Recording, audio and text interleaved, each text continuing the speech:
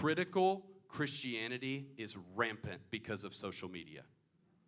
And we got Christians all over the world who literally spend more time criticizing preachers they don't prefer than they do loving people.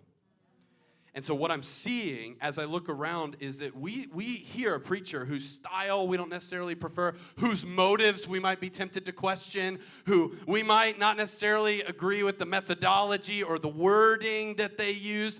And what we've decided to do is call that person a false teacher and a heretic. Let me just tell you that when Christ is being preached from poor motives, Paul still has the ability to rejoice because Christ is being preached. There is a very, very big difference between a preacher being a false preacher and a heretic and someone who preaches Jesus with poor motives. Huge difference. And it is a very, very serious thing to call another human being a heretic. Like, if that word ever gets typed by you or said by you, you better be sure that that is what they are. But most of the time, when we're talking about preachers that we don't necessarily prefer or styles that we don't really agree with, we're talking about a preference thing.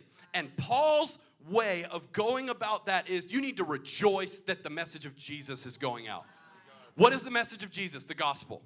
What's the gospel? 4 points. The glory of God, the lostness of man, the mercy of our Savior, and the mission of the gospel going out.